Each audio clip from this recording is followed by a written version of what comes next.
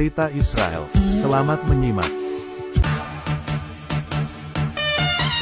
Berdasarkan bunyi ayat tersebut, dan referensi yang bertalian dengan peristiwa di mana pada masa itu, tanah orang-orang Yahudi dirampas. Dikatakan bahwa, dan dia menurunkan orang-orang ahli kitab atau Bani Quraisy. Ahli kitab atau Bani Quraisy itu, siapa mereka? Dalam sejarah dunia dan beberapa agama menjelaskan bahwa ahli kitab adalah orang-orang Yahudi, karena mereka adalah bangsa yang menerima langsung wahyu dari Allah. Di luar mereka, tidak ada bangsa lain yang kepadanya Allah memberikan wahyunya. Kenapa hanya kepada bangsa Yahudi Allah memberikan wahyunya? Karena orang-orang Yahudi adalah bangsa pilihan Tuhan. Yahudi dipilih Tuhan untuk menerima janji kekal Tuhan dalam menyelamatkan umat manusia dari kuasa dosa. Adakah bangsa lain yang menerima wahyu Allah? Berdasarkan Yudaisme dan kekristenan, tidak ada.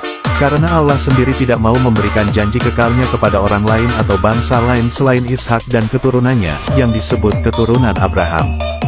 Jadi, sangat jelas Al-Quran menjelaskan bahwa tanah Palestina yang sekarang didiami oleh orang-orang Arab Palestina adalah tanah orang-orang Yahudi, di mana orang-orang Yahudi pada saat itu, sebagiannya dibunuh dan sebagiannya ditawan, dan tanahnya diambil oleh orang-orang Arab.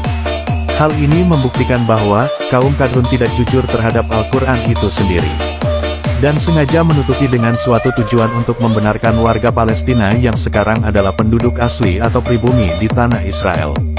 Mereka membuat dalih yang tidak benar, membuat hoaks, menggiring opini publik untuk mempercayai bahwa Israel adalah pendatang dari berbagai negara setelah masa pengasingan yang terjadi akibat invasi Arab ini. Agar publik menyalahkan Israel sebagai penjajah. Sejarah Yahudi mencatat dengan tinta emas akan hal ini, di mana pada tahun 624 sampai 627 Masehi, Muhammad menyerang suku-suku Arab Yahudi karena menolak masuk Islam.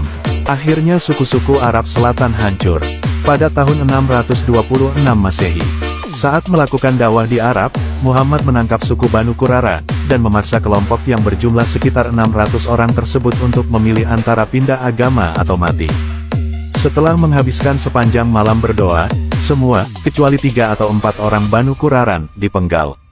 Pada tahun 627 sampai 629 Masehi, Kaisar Heralikus mengingkari janjinya untuk melindungi orang-orang Yahudi, membantai siapapun yang ia temukan dan melarang mereka memasuki Yerusalem.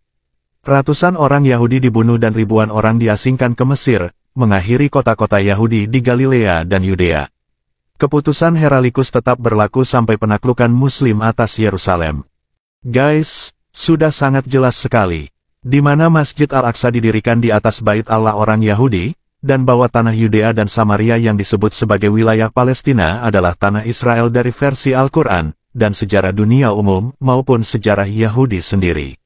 Perkatakanlah kebenaran di atas kebenaran. Kebenaran jangan dimanipulatif, dikurangi, dibalik, demi ambisi yang jahat.